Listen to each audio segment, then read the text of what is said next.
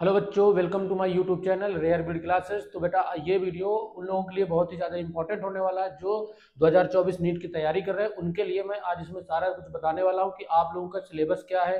जो एनएमसी ने अभी सिलेबस रिलीज किया उसमें जो जो सिलेबस में है या जो रिड्यूस हुआ है उसके बारे में हम लोग डिस्कस करेंगे। हम लोग old NCERT and new NCERT के बारे में डिस्कस करेंगे। मेनली मैं बेटा डिस्कस करने वाला हूँ आप लोगों का बायोलॉजी के बारे में। ठीक बेटा, बायोलॉजी का मैं आप लोगों को बताऊंगा कि नीट में वेटेज कितना है, बायोलॉजी का आपका कौन कौन सा पोर्शन आपका रिड्यूस हो चुका है, कौन कौन से चैप्टर रिड्यूस हो गए, उसके बारे में आज हम लोग डिस्कस करने वाले हैं। तो बेटा हम लोग स्टार्ट करते हैं। सबसे पहले हम स्टार्ट करते हैं कि जो हमारी बायोलॉजी है उसमें हमें कितने नंबर ऑफ क्वेश्चन आएंगे और इसमें से कितने नंबर का हमारा बनता है। ठीक है बेटा, तो सबसे पहले देखो जो टोटल हमारे, अब मैं अगर बात करूं जो नीट में क्वेश्चन आते हैं वो कितने आते हैं हमारे 180। ठीक है, 180 क्वेश्चन आते हैं। ठीक है बेटा, अब उसमें से हमें यह देखना है कि जो बायोलॉजी हमारी होती है, बायोलॉजी में 50% का आपका वेटेज होता है। ठीक है बेटा, 50% का आपका वेटेज होता है, जिसमें अब मैं 50% की बात करूं तो हमारे कितने क्वेश्चन आ जाएंगे, हमारे 90 क्वेश्चन आ जाएंगे। ठीक है, अब जो बायोलॉजी होती है वो दो पार्ट में डिवाइड होती है, एक बॉटनी और एक जूलॉजी में। ठीक है, तो अब बेटा जो हमारी जो जूलॉजी वाला होगा उसमें कितने आएंगे, हमारे 45 क्वेश्चन आएंगे, जो टोटल कितने होंगे 180 मार्क के होंगे। और इसी तरह हमारे बॉटनी में 45 क्वेश्चन आएंगे। ठीक बेटा, तो ये बात समझ में आई। तो ये तो हमारा इस बार के बायोलॉजी का पैटर्न रहेगा। जो आपका नीट का एग्जामिनेशन आप दोगे उसमें क्या पैटर्न होगा, बायोलॉजी का क्या वेटेज होगा, ये उसके बारे में डिस्कशन होगा। अब उसके बाद बेटा आता है यहाँ पे देखो मैंने कुछ इसमें एक टेबल बना के रखी है जिसमें मैंने सब्जेक्ट वाइज और उसमें सेक्शन कैसे होंगे और नंबर ऑफ क्वेश्चन उसमें कितने होंगे, टोटल उसमें हमें कितने नंबर ऑप्टेन मतलब मिल सकते हैं मैक्सिमम, उसके बारे में यहाँ पे डिस्कस। जैसे मैं अगर बात करूँ देखो बेटा बॉटनी की, ठीक है, तो बॉटनी में बेटा एक तो आपका सेक्शन ए पे आएगा, ठीक है, जिसमें आपके 35 क्वेश्चन होंगे और सारे क्वेश्चन आपको करने हैं। ठीक है, और अगर मैं बात करूँ सेक्शन बी की, तो सेक्शन बी में आपके 15 क्वेश्चन होंगे, जिसमें से ओनली आपको 10 क्वेश्चन अटेम्प्ट करने हैं। ठीक बेटा, अब आप जब 10 क्वेश्चन अटेम्प्ट करेंगे तो आपको आपको होगा 40 नंबर का। यहाँ पे आप 35 क्वेश्चन अटेम्प्ट करेंगे तो वो आपका कितना हो जाएगा 140 का। ठीक है बेटा, जो टोटल बॉटनी का वेटेज होने वाला है वो कितना है बेटा, नंबर ऑफ क्वेश्चन की अगर हम बात करें तो हमारे नंबर ऑफ क्वेश्चन कितने हो जाएंगे 45 हो जाएंगे, और अगर मैं टोटल मार्क की बात करूं तो कितना हो जाएगा 180 हो जाएगा। ठीक बेटा, क्लियर है। सेम इसी तरह हमारा जूलॉजी में होगा। जूलॉजी में हमारा क्या होगा बेटा, सेक्शन ए में हमारे कितने आएंगे 35 क्वेश्चन आएंगे, और सेम इसी तरह सेक्शन बी जो होगा उसमें कितने आएंगे 15 क्वेश्चन आएंगे, जिसमें से हमको ओनली 10 क्वेश्चन करने होंगे, 10 क्वेश्चन हमें अटेम्प्ट करने हैं। सेम इसी तरह इसमें भी कितना हो जाएगा हमारा, आपको 180 इससे भी नंबर मिलने वाला है। ठीक है, अगर मैं इन दोनों के टोटल की बात करूं, बॉटनी और जूलॉजी के टोटल की बात करूं, तो जो हमारा ग्रांड टोटल नंबर आने वाला वो कितना आएगा हमारा 360 आएगा। अब हमें पता है कि जो नीट का पेपर होता है उसमें 720 का पूरा पेपर होता है, जिसमें से आपका 360 का सिर्फ बायोलॉजी होती है। क्लियर है बेटा। उसके बाद अगर मैं बात करूं, यहाँ पे देखो मैंने वेटेज लिख के रखा है कि कौन से चैप्टर से कितना वेटेज आने वाला, मतलब कौन से चैप्टर से क्या क्या हमारा आने वाला है। सबसे पहले अगर मैं बात करूं हमारा लिविंग वर्ड की, ठीक बेटा, लिविंग वर्ड में क्या होगा आपका, ये टोटल 14% का इससे वेटेज है।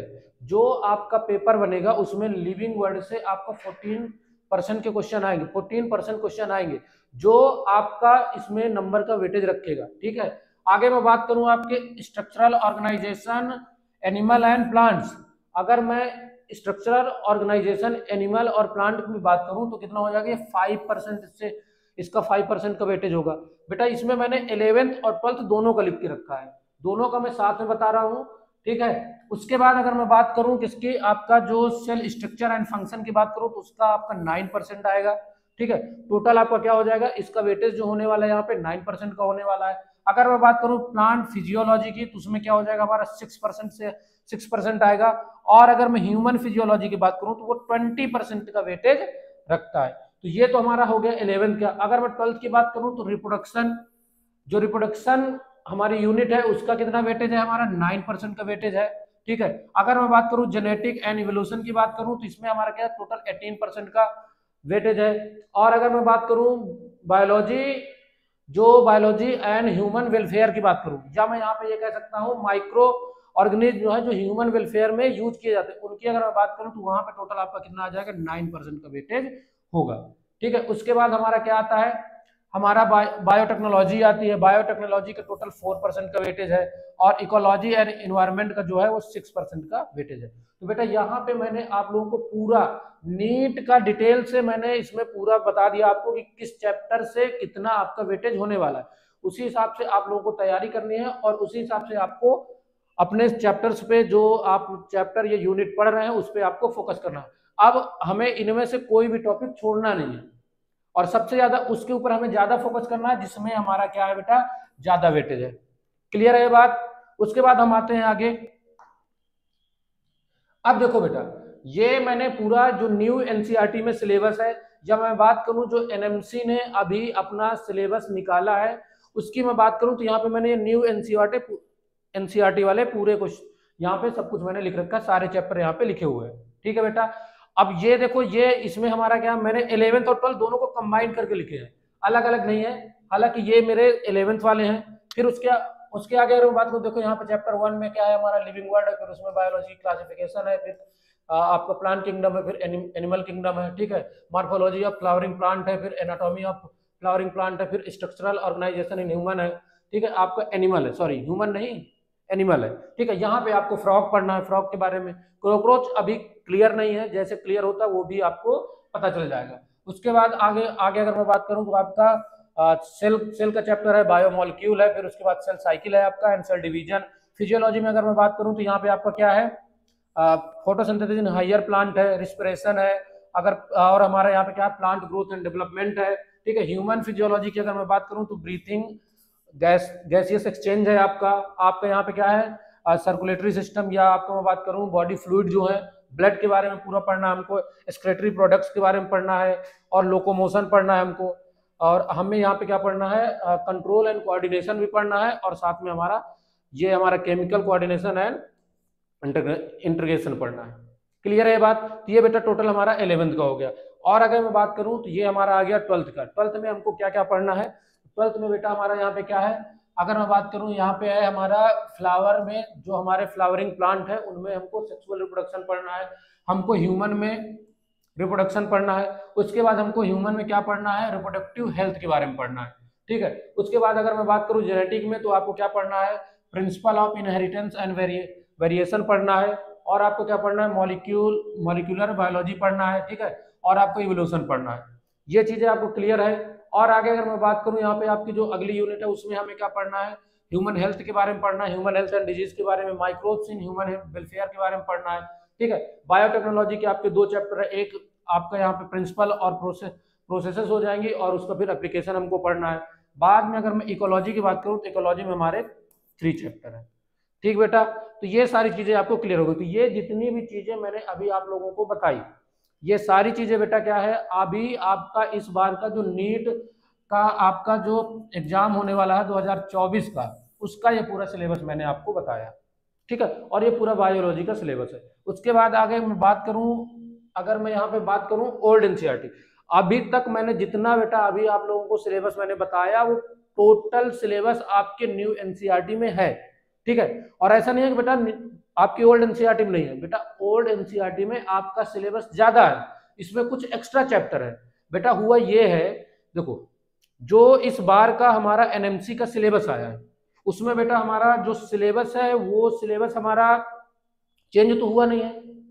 एक्चुअल में हुआ ये है बेटा कि सिलेबस हमारा कुछ रिड्यूस हो गया है, और रिड्यूस होने में बेटा क्या होता है, जो हमारी पुरानी बुक होती है ओल्ड एनसीईआरटी हमारे पास है, उसमें अब कुछ चैप्टर हो गए जो एक्स्ट्रा है। अब यहाँ पे इसलिए मैंने लिख के रखा है आपका 11th एंड 12th में जितने भी आपके चैप्टर हैं जो आपके क्या है बेटा, जो आपके इस बार रिड्यूस हो चुके उनको मैंने यहाँ पे लिख के रखा है। जैसे मैं बात करूँ सबसे पहले ट्रांसपोर्टेशन एंड एब्जॉर्प्शन, जो आपका क्या है प्लांट्स का है, ये आपका क्या कर दिया गया है, इस बार रिड्यूस कर दिया गया है। अगर मैं बात करूं मिनरल्स और न्यूट्रिशन की बात करूं, ठीक है, तो जो न्यूट्रिशन है ये भी आपका हटा दिया गया, ये भी प्लांट फिजियोलॉजी का है। ठीक है, उसके बाद हमारा जो डाइजेशन एंड एब्जॉर्प्शन है ये हमारा ह्यूमन फिजियोलॉजी का है। ठीक है, रिप्रोडक्शन इन ऑर्गेनिज्म जो 12th क्लास में पुरानी एनसीईआरटी में पहला चैप्टर है वो यहाँ से हटा दिया गया है। ठीक है, और यहाँ पे आपका जो फूड प्रोडक्ट में स्ट्रेटजी और इसका इन्हेंसमेंट था उसको हटा दिया गया है, और आपका जो इन्वायरमेंटल इशूज जो है उनको भी हटा दिया गया है। तो बेटा अगर मैं बात करूं 11th और 12th दोनों क्लास के बायोलॉजी की, तो टोटल हमारे पहले जो चैप्टर थे वो कितने थे बेटा? वो पहले टोटल चैप्टर थे आपके 38, ठीक है बेटा। बट प्रेजेंट टाइम में वे चैप्टर कितने बचे हैं? 32। बेटा यहाँ पे जो 6 चैप्टर यहाँ पे ये है जो रिड्यूस हुए हैं आपके सिलेबस से इस बार, ये यहाँ पे मैंने लिख के रखा है। तो किसी भी बच्चे को कंफ्यूज होने की जरूरत नहीं है कि हमको नई एनसीईआरटी लेनी है। अब जिनके पास नई एनसीईआरटी है वो ये सोच रहे हैं कि हमको ओल्ड एनसीईआरटी लेनी है। जो मैंने अभी आप लोगों को बताया फ्रॉग के बारे में, ठीक है, न्यू एनसीईआरटी में आपका फ्रॉग ऑलरेडी दिया हुआ है, ठीक है।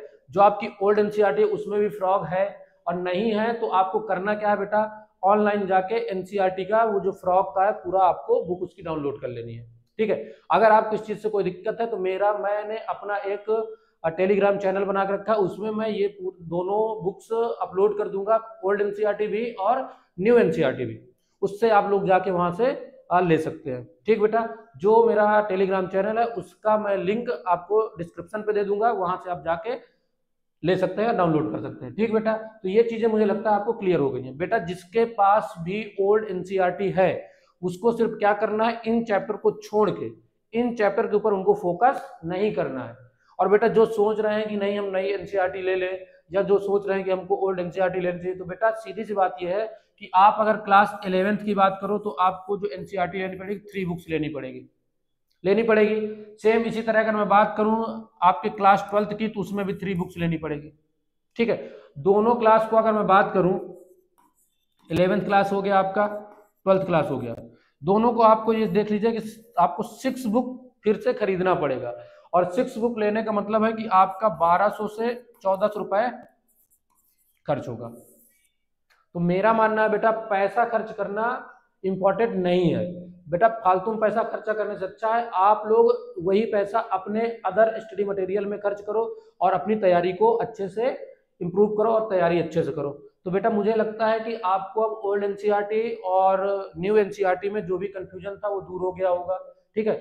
इसके बाद बेटा मैं आप लोगों के लिए एक अनाउंसमेंट भी लेके आया हूं बेटा। यहाँ पे देखो ये अनाउंसमेंट आप लोगों के लिए है, जितने भी लोग आपका नीट 2024 की तैयारी कर रहे हैं, या जितने भी बच्चे हैं जो यूपी बोर्ड और सीबीएसई बोर्ड में 11th या 12th में, उनके लिए मैं कंप्लीट सिलेबस बायोलॉजी का यहाँ पे कराने वाला हूँ अपने यूट्यूब चैनल पे। यहाँ पे मैं आप लोगों को पूरा सिलेबस कराऊंगा, और अभी मैं स्टार्ट करूंगा 1-2 दिन से, मैं आपको नोटिफिकेशन मिल जाएगी, जैसा भी होगा मैं आपको उसमें बता दूंगा कि इस डेट से मैं इस चैप्टर से स्टार्ट करूंगा और कैसे कैसे हमारा टाइम टेबल होगा, सब कुछ मैं आप लोगों को अपडेट कर दूंगा। उसके बाद हमारा प्रॉपर तरीके से चलेगा, और मैं आपके बोर्ड एग्जामिनेशन के पहले आप लोगों का सिलेबस कंप्लीट करा दूंगा। तो जो भी बच्चे अभी तक तैयारी स्टार्ट नहीं किए हैं उनके लिए ये लास्ट मौका है, अभी से अगर वो तैयारी करना स्टार्ट कर देते हैं तो मुझे लगता है कि उन्हें कोई दिक्कत नहीं होगी। और अगर मैं बात करूं बोर्ड की, या मैं बात करूं आपका 2024 का जो नीट एग्जामिनेशन है, उसमें आप लोग अच्छा स्कोर कर सकते हैं और अपनी सीट को कंफर्म कर सकते हैं, या आप अपना अच्छा परसेंटेज बोर्ड एग्जामिनेशन में बना सकते हैं। तो बेटा जितने भी लोग अभी हैं जो तैयारी करना भी स्टार्ट नहीं किए हैं, वो अब अपना टाइम वेस्ट ना करें और यहाँ से अपना तैयार करें। और मैं जल्द ही ये आपको ये पूरा कंप्लीट सिलेबस बायोलॉजी का यहाँ पे कंप्लीट करने वाला हूँ अपने यूट्यूब चैनल पे। आप सभी लोग मेरे यूट्यूब चैनल से जुड़िए। अगर वीडियो आपको अच्छी लगी हो तो इसको लाइक करिए।